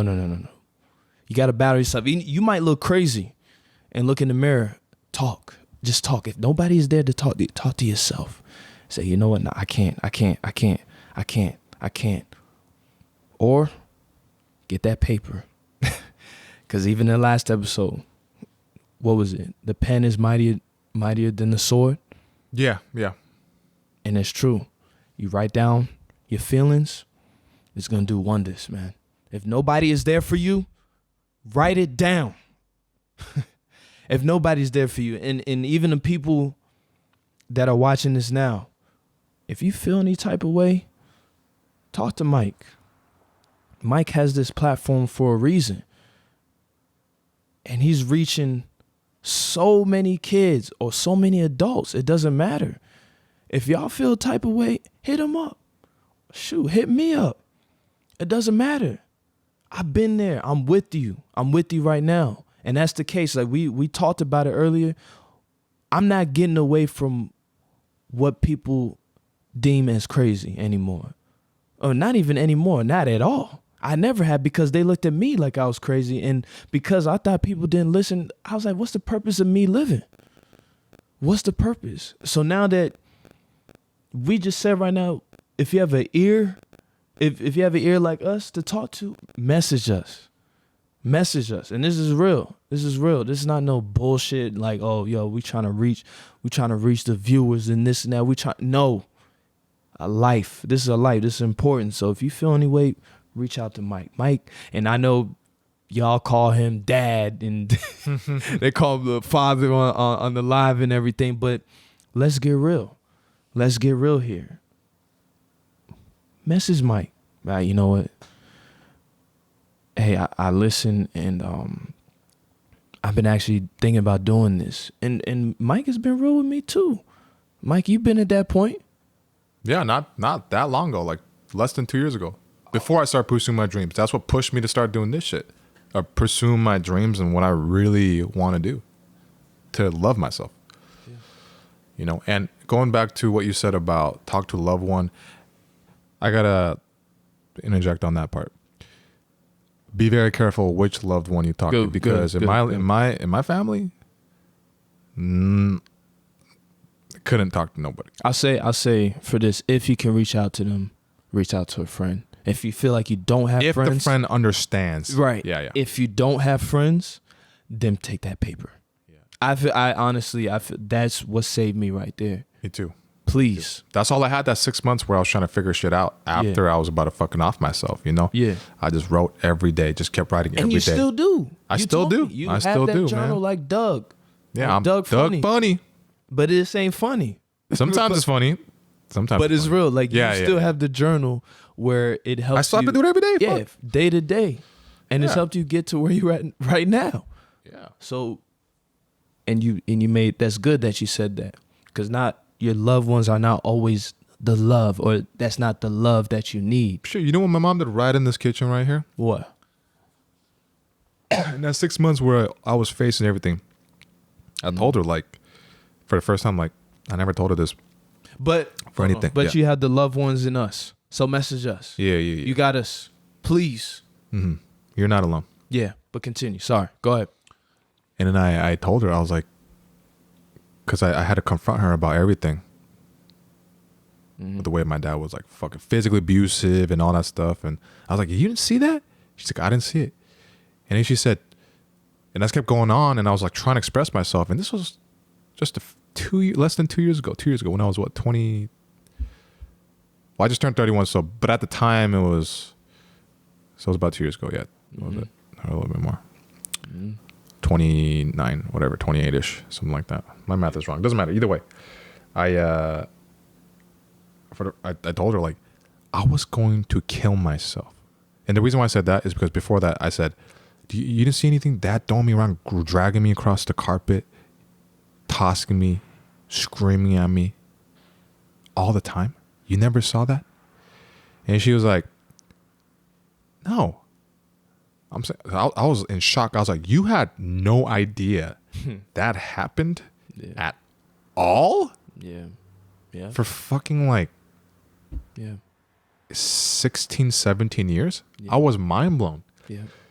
And then she said, well, maybe you deserved it. Maybe you did something to deserve it. And that's when I lost my shit. Because before I would have taken that and been like, you're right.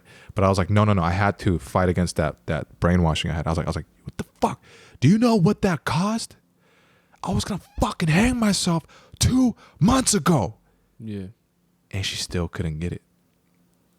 And I was losing my shit so much because she was denying me that this, again, goes back to not being acknowledged. Mm-hmm. You see, okay, there's usually a knife there. But I grabbed that knife. And I stuck it to my neck, and I was like, I'll fucking prove it to you. Oh, so you... No, just 2 years ago, I was gonna stab my neck in front of her to prove to her, to show her, do you know what the fuck? You don't believe me? I'll fucking show you. And then I started pushing it in, and I started like doing the motion like really fast, like in and out, like I was gonna stab it, and I was inches away from doing it. And if I slipped, I would have fucking stabbed my own neck. And I was like, this is what it is. This is what the fuck it is. Huh? You don't believe me? I'll fucking do it. You're going to see my dead body right here. I swear to fucking God. I'll fucking show you. And that still wasn't enough, man. And she was like, what do you do? You know, all this stuff. But even that, and at that point, I when I fumed off and I just like run, I was like, I need to leave. I was like, she's never going to fucking get this. And you were, again, say your age again. I was about to be, no, I was 28. Yeah. I was fucking 28 years old. You know? It doesn't matter, man. It doesn't matter. See, it doesn't matter. But that's what happens when you don't get acknowledged. So you have to be careful who you talk to. Now I'm glad we went through that because I had to let out. That was decades of me not telling her shit, not confronting her because I viewed her as just the angel. But where was she all that times? When I was getting fucked up. Nobody gave a damn, you know? And it's a reoccurring story in my life, even with a certain friend I cut out not that long ago. And you know, the one that was like defending my ex because of the stand-up clip I posted. Yeah. I was friends with this fucking girl for 6 years, barely knew my ex for a year, took her aside over some dumb shit, and denies me of what the ex did to me by almost killing us and killing people in a car because she lost her shit. And I'm always the bad guy in those situations. So when I told that story, I could see certain friends not really take me seriously or care. Now you could say maybe it's because it's like, oh, you know, people don't take it seriously when it's a girl abusing a guy. No, if they're your friend and they're and that story is, dude, she could have killed people driving like a maniac and then killed us too. And we don't need to get into it. I already talked about it because anyways, it made me doubt myself. That's why I didn't end it for so long. Even my friends that I thought were my close friends that I knew since high school, I don't talk to that group of people anymore. They never gave a fuck. I was still uncertain. And this is after I dealt with, I really faced a lot of my childhood trauma because it's still always there and you have to work on it. And it does get better, but it's still always there and it affects your reflexes through life mentally and emotionally. Can I ask you a question real quick? Real quick, and then I want you can go back. When you cut off those people that didn't understand you, did you feel peace now? Hell yeah. Okay. God damn. And you know what they say? It's always right. Whenever you cut out these people, you take them out of your life, it leaves more room for better people to come in your life. Yeah. You know? Black, yellow, baby. Yeah, black, yellow. And if I kept them in, it would have kept me more frustrated and it wouldn't have allowed me to be as open to allow us to even foster a better friendship. Right?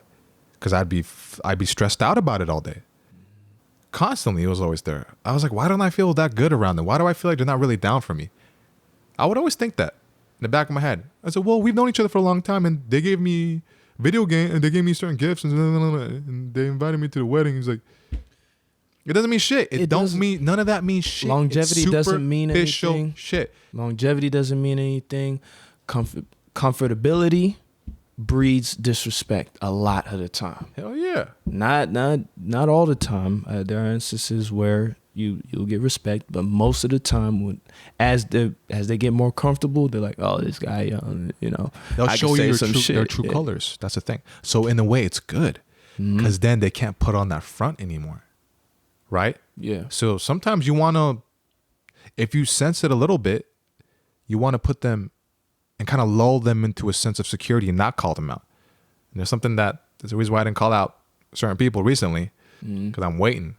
I'm waiting to see. Because now I have the decoder ring. So now I can really see what the words and actions are really saying, right? Yeah. And the reason why we doubt ourselves is because of the childhood trauma, not being acknowledged. It really fucking affects us. So, it does, you know? Man. I thought I'd like just being a kid. I'm like, man, whatever, man. It's crazy that it still transfers to today because when we look at it, man, a day passing is nothing, man. Like a day just passes like that. Then a week like that, a month. Like sometimes we'd be like, what's today? Man, I thought this month was June. It's July. Yeah. Shit, this is going to be next month. It's August. Oh, shit, it's 2020. Damn, we in 2025. That's how fast it is, man. And when you think about it like that, 20 years felt like yesterday in your childhood. It felt like yesterday. It's true. And the reason why sometimes it feels like yesterday is because we don't attack it.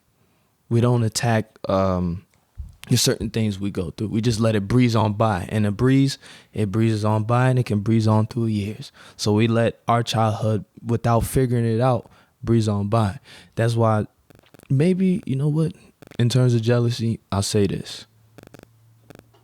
I wish that my father was there for me more when I needed him during the time of my mom's death. So when I see like kids getting that right father figure that understands them, that breeds them into sports, or shoot, they can be the best piano player or the best actor that they could be, or the best musician. That's something where I wish I had as a father figure. And honestly, I didn't have that. You know what I mean? So just going back to jealousy, maybe that's probably having someone that was there. The reason why I'm bringing that up now is because we all have problems, no matter what it is. We all have different types of situations that we all go through. But it could have been just a little easier if my dad was with me, to hold me through those issues that I was going through, especially, with my mom being away. Like, look, I got you. I'm right here. I know. And my father was dealing with it, but at the same time, he neglected. I feel, he might say otherwise, but I feel that he neglected his son. Fatherly duties. Yeah. He to did. be the protector. The parent's supposed to be the protector at the end of the day. Yeah. He did. And For the child. yeah. And that's when my childhood was hard, because I tried to express to him, but he would be like, man, you're just a kid. Everybody would say, oh, he's just a kid.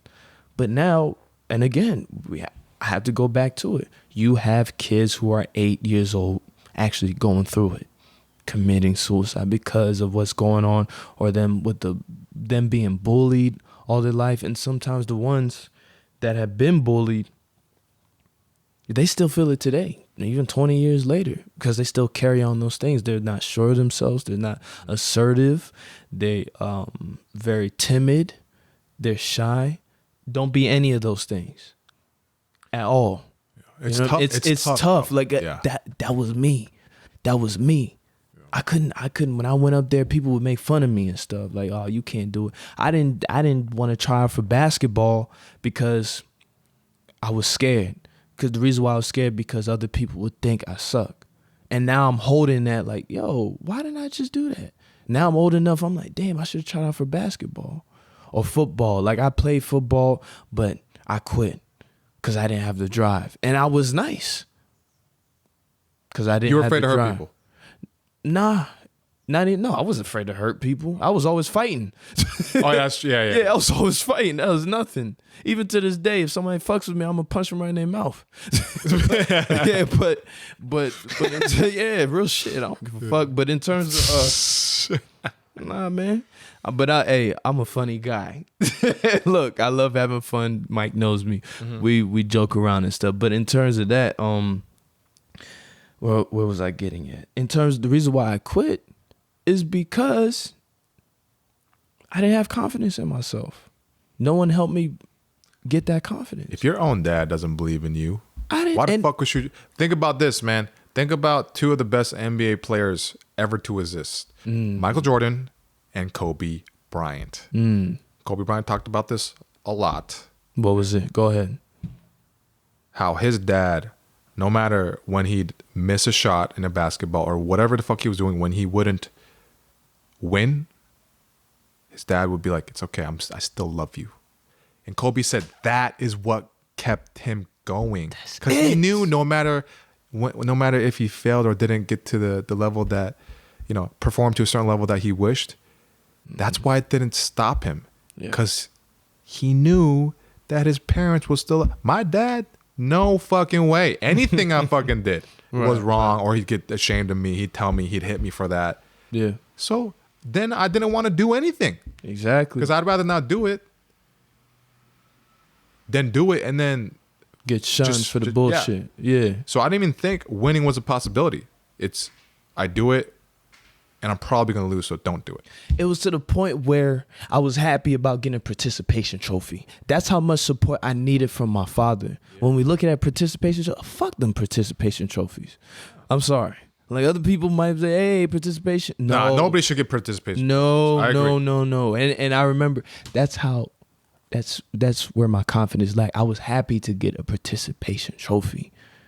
Just to get anything, right? Right. Any kind of where my dad could have taught me about that trophy and says, okay, you're going to get this trophy. That's going to be upgraded to a championship. Yeah.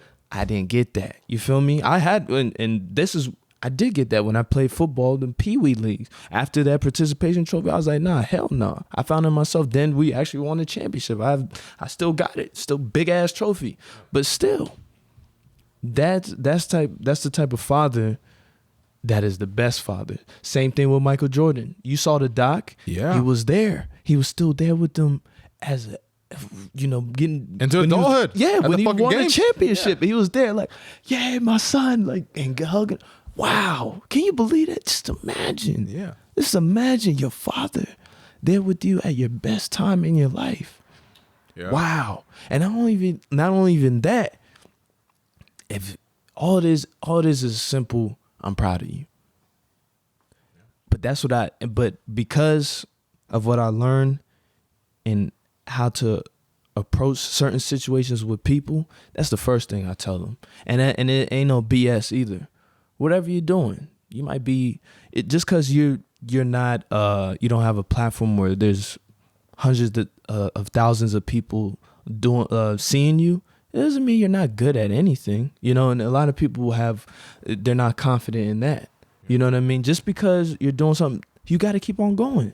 You got to keep on going, and then you'll see it, no matter what. And you have to come with to grips with that. Yeah, I'm pursuing acting. I'm not where I want to be right now, but I'm going to continue. But also you are where you want to be because you are in where I'm at. You're in the Coliseum. Yes.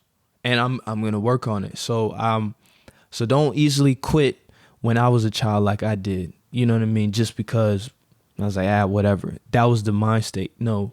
If you're doing something, keep on working at it and be a madman. Look at Kobe Bryant. Look at Michael Jordan. 3,000 shots a day, some wild shit at the same spot. Not anywhere else, and he perfected that shot and then move on to the free throw line and shoot another 3,000. He'd be at workouts before. Turn into a madman. Prove yourself that you can do it and prove the doubters wrong as well so you can succeed. That is what I wish my father would tell me, but he did not. Mm-hmm.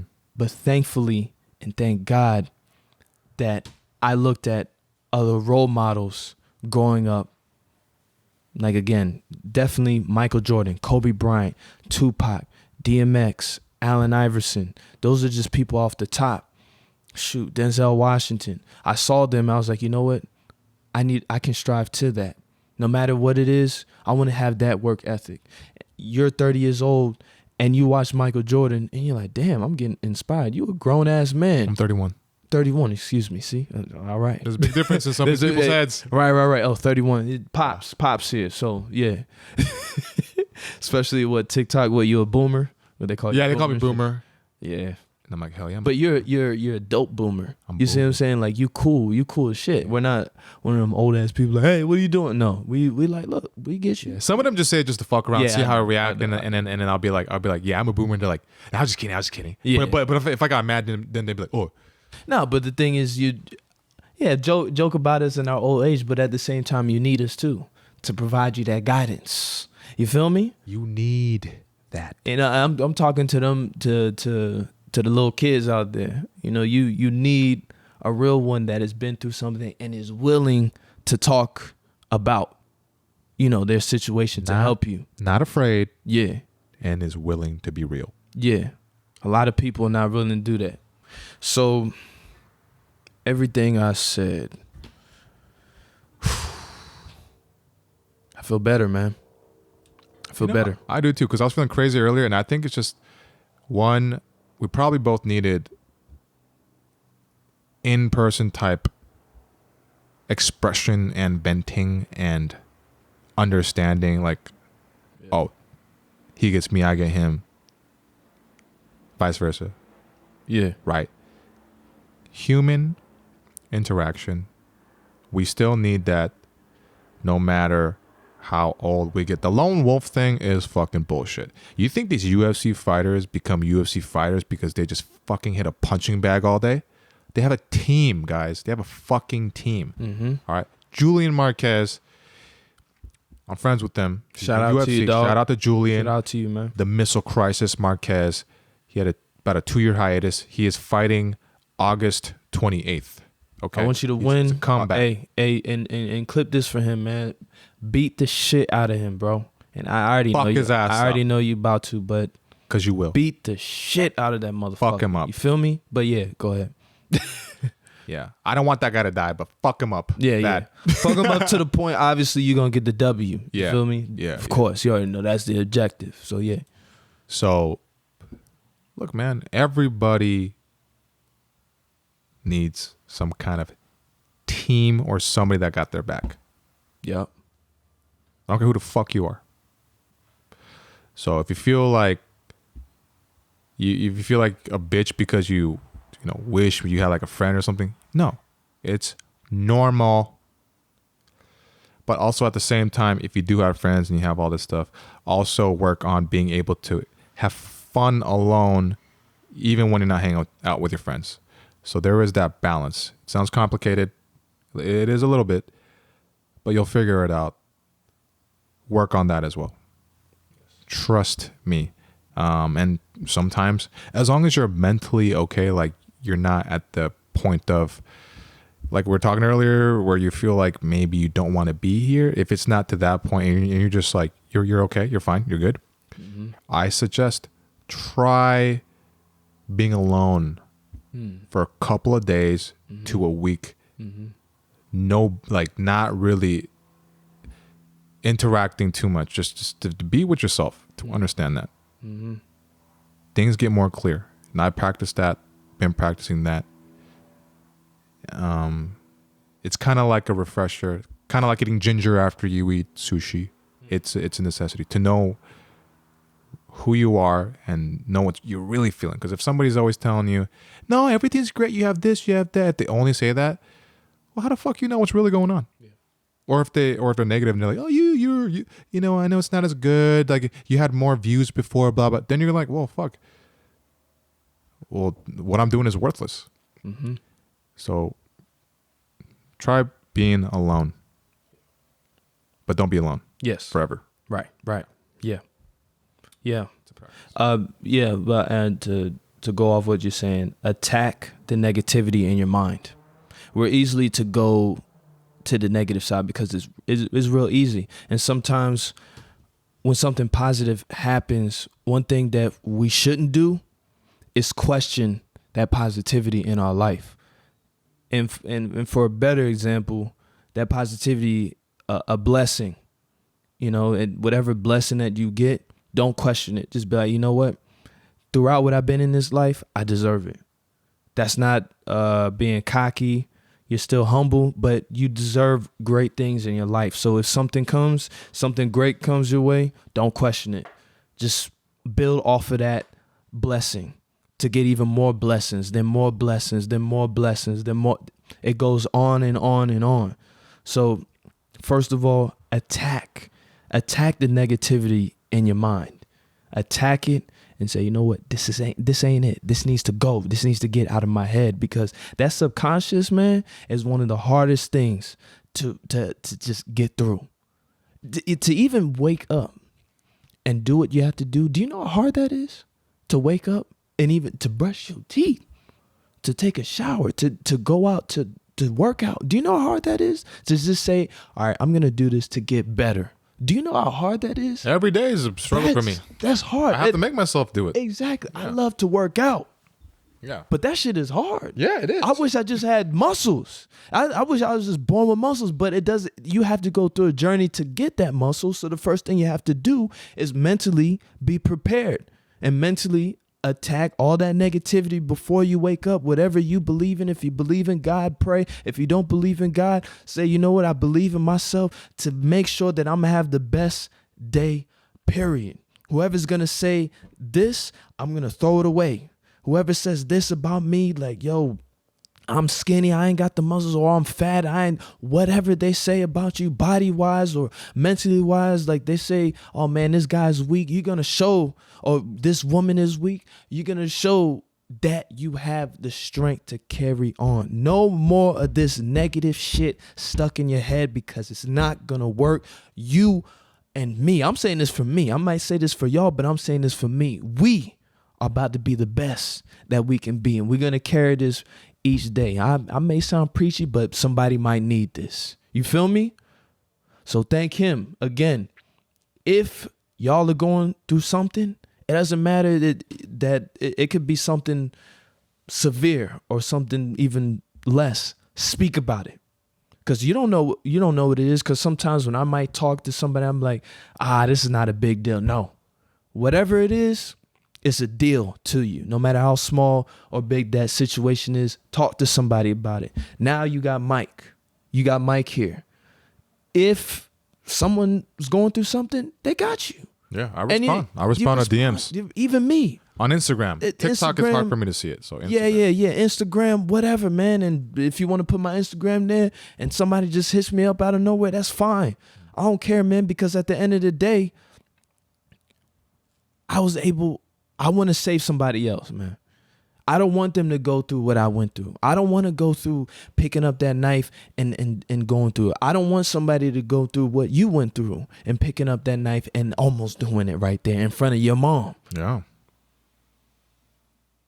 It's crazy. Exactly. We're here to help. Don't get there. Don't get there. We're here to help. Yeah. And that's it, man. That's it. And then honestly, before I go, this is for black people too. This is for us, because we don't speak up mentally. We're just like, man, we're gonna move on with that shit, man. Fuck it. That's how I used to do, and that shit used to fuck me up. But nah. Roll with me. Talk to me. You could talk to me too. That goes with Asians as well. Mm-hmm. They were growing up. I know. I've had friends who told me we don't say shit in the house. We keep it in house. My dad would hit me more when I'd cry. The more I'd cry, the more he'd hit me. Or they'd be like, what the fuck you talking about? Yeah, that. It's the same. Gaslighting like a motherfucker. If you guys don't know what gaslight means or gaslighting, look it up.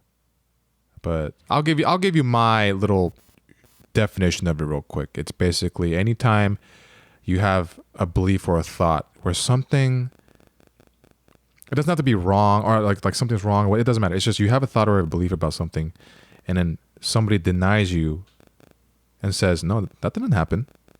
And you start to doubt yourself. And then they do it over and over to the point where you don't trust yourself at all. I've dated women like this, where I was not strong enough to maintain, well, first of all, dating somebody that's healthy, but second of all, just not being able to, believe myself, to where it got so bad I was walking on eggshells even by myself. I didn't trust anything I thought. It was fucked up. Dad did that. Everybody did that. So trust yourself. Write shit down for notes to look back on it, because you can trust yourself. If a crazy event happened, write it down. Whether it's because you dated somebody and they said something crazy or they did something crazy and they act like it never happened, write it down. Look back on it. It did happen. And one pain is not greater than the other. So if anybody says, well, oh, you went through that? Well, I went through this. And then you go, well, I guess my problem's not that big of a deal. It's exactly that reason why I did not face my childhood trauma, because I denied myself for that for so long. Face it. Thinking, I kept comparing myself to what are starving kids in third world countries. What do you have to complain about? Doesn't matter. You're not you are not them. You are you. Mm-hmm. What they go through is fucked up, but what you go through is fucked up too. Okay. Yep. It's okay. It's okay. Yeah. What you went through, it's fucked up. It's okay. Doesn't matter. That. Doesn't matter again. It doesn't matter who you are, dog. Black, white, Asian, Spanish, Middle Eastern, alien, fishman. If you got a problem, deal with it. Hit us up. We got you. You know what I mean? We black and yellow. Let's be real. Sometimes you don't see a real friendship like this. We trying to make shit happen. Some real shit. You know what I'm saying? So let's be real. You don't see this. We brothers. So whoever you are, you need help, hit us up, man. Yeah. And real talk. Yeah. So again, the resources that I can think of off the top of my head is look up Dr. Gabor Mate.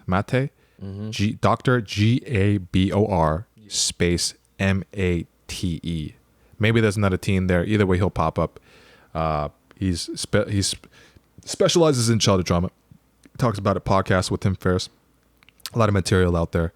There's also the book, The Body Keeps Score, that has to do with how trauma is in the body.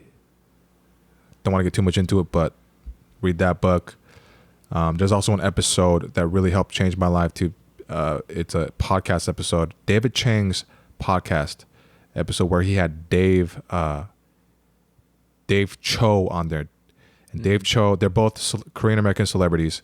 David Chang is a famous Michelin cook, and the other guy, David Cho, is a world-renowned artist. Okay.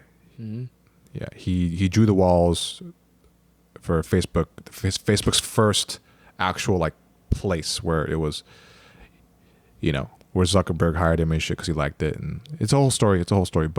But they were talking about how even at the age of 40, they still struggle with childhood trauma every day, and they have to talk to a therapist daily because they went through some fucked up shit. So that normalized it for me. Look up that episode, search it. Yeah.